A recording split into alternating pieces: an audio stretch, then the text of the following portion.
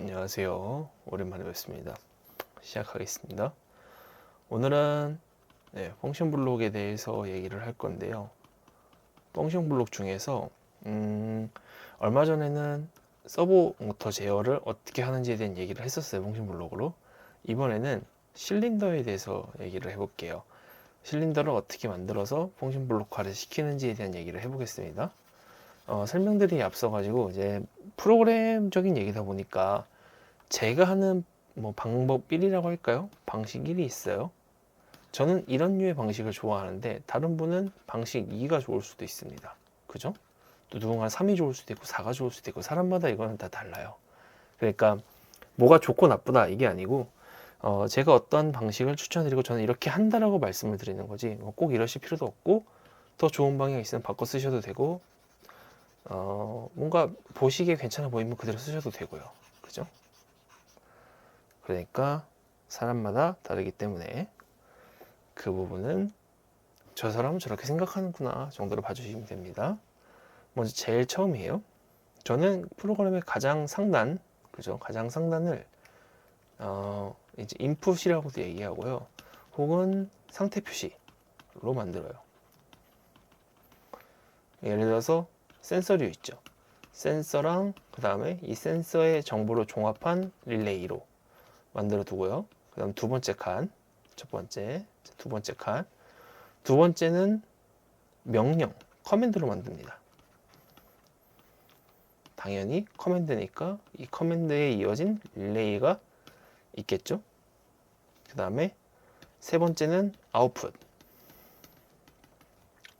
출력을 엮어요. 저는 항상 이 순서로 만듭니다. 늘 어떠한 실린더라는 게 하나가 있으면 예를 들어서 이 실린더의 상태 정보, 그 다음에 실린더의 명령, 마지막으로 실린더의 출력 순으로 만들어요. 자, 내용 지울게요. 이걸 어떻게 하냐면요. 자, 제일 처음에 예를 들면은 이렇게요. HMI가 있습니다. 제가 HMI에서 명령을 날릴 거예요. 그죠? 흐름은 이렇게 쓸 거예요. 명령을 날려요. 그럼 이 명령이 내부에 있는 어떤 릴레이를 탈 겁니다. 릴레이를 타가지고 자, 처음에는 뭘 하죠?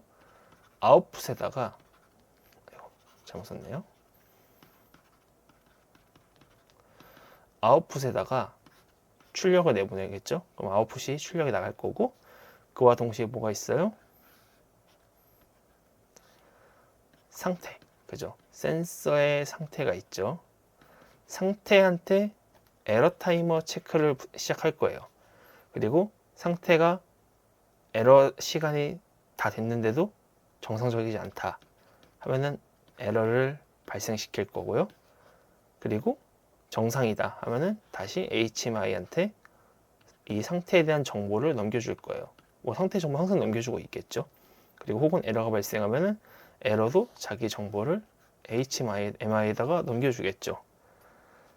저는 항상 이 명령 순서대로 만드는데 여기서 이제 스캔 순서는 센서류, 그 다음에 커맨드, 그 다음에 아웃풋 순서로 만듭니다. 이 부분 기억해 주시고 나서 설명을 보시면은 한껏 더 이해하시기가 수월하실 거예요. 이제 먼저 프로그램을 잠깐 볼게요. 이제 제가 미리 만들어둔 프로그램인데 이 프로그램은 이제 아까 말씀드린 이 순서에 맞는 프로그램을 제작해 두는 거고요. 자, 보겠습니다. 제일 처음에 센서 있죠. 센서에서 뭐 X100, X101은 이제 센서의 릴레이로 이어질 거예요. 근데 여기서 좀 다른 게 뭐가 있냐면은 자, X100, 101, X100, 100이 돼 있죠. 근데 지금 잠깐만요.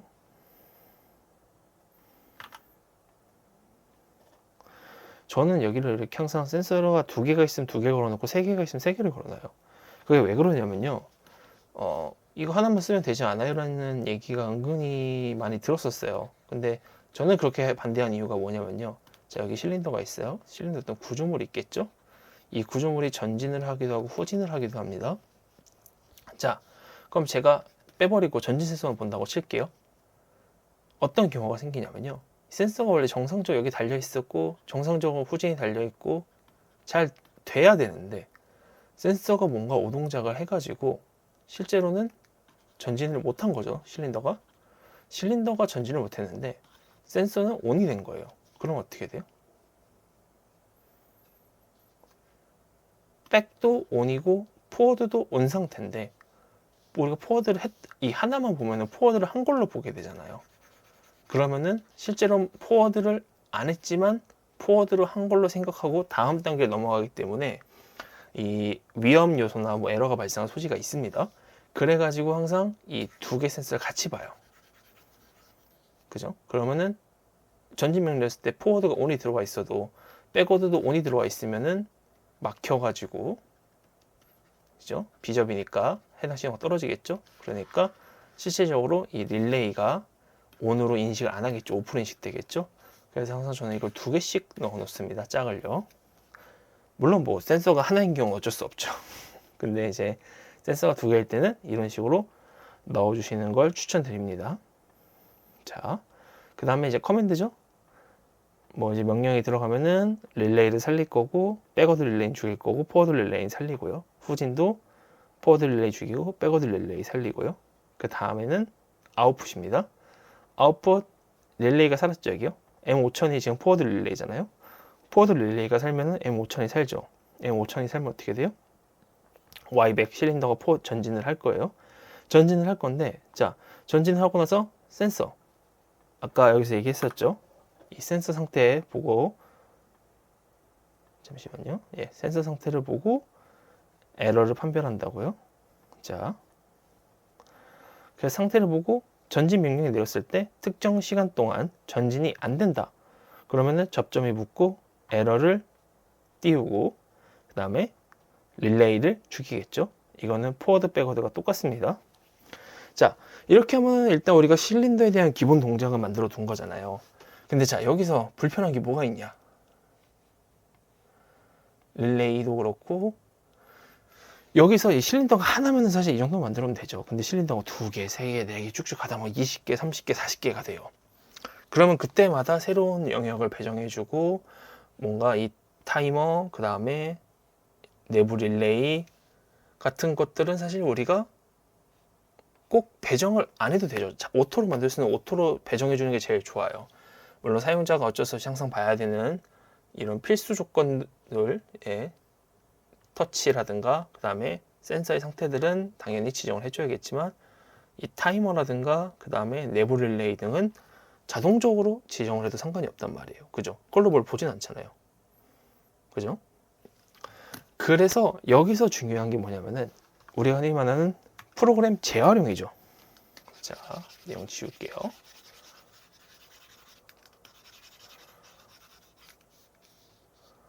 네, 프로그램 재활용. 그죠? 이미 만들어둔 프로그램을 가지고, 그죠? A라는 걸 만들었으면은 이 A라는 거 가지고 또 써서 약간의 수정을 통해서 B로 만들어서 쓰고, 그걸 가지고 약간의 수정을 해서 C로 만들어서 쓰고, 이럴 수 있잖아요. 이러면은 속도가 굉장히 빨리 끝나죠. 그러기 위해서 나온 게 이 펑션 블록이에요. 그죠? 펑션 블록 보면요, 제가 여기다 실린더라는 이 FB 풀 쪽에 보면 제가 실린더라는 하나의 펑션 블록을 만들어 두고요. 그 내부를 뭘로 채웠냐? 아까 보시던 거랑 똑같죠. 센서 상태, 센서 알림, 그 다음에 릴레이, 내부 릴레이에 따른 출력, 그리고 에러 시간과 에러 직후 발생하는 이제 에러 상태들. 그 다음에 이건 에러 리셋이죠. 다 똑같이 만들어 놨어요. 그리고 이걸 어떻게 했느냐? 프로그램에다 넣어 놨습니다. 자, 이제 좋은 게 뭐예요? 우리가 여기서 만약에 새롭게 만들었어야 되잖아요. 그럼 또 이렇게 전체를 복사해가지고 붙여놓고, 또 여기서 이제 2, 3, 2, 3 하면서 쭉쭉쭉 바꿨어야겠죠. 물론 수정 아예 안 하진 않습니다. 근데 여기서 중요한 건 뭐예요? 자, 제가 실린더 하나를 추가하면 넣고, 그 다음에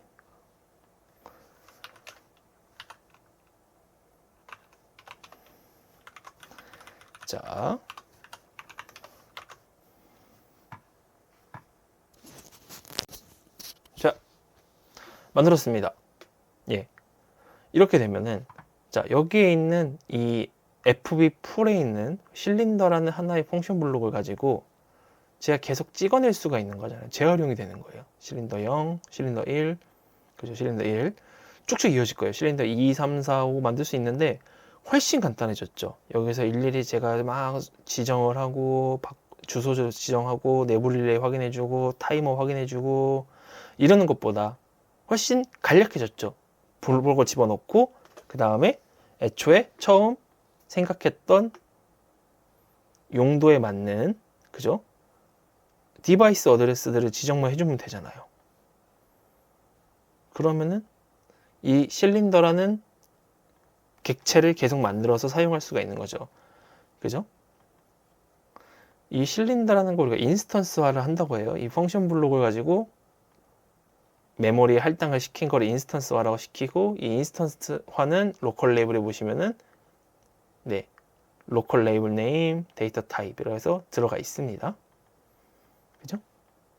이렇게 되면은 좀 더 빠르고 간략하게 쓸 수가 있습니다.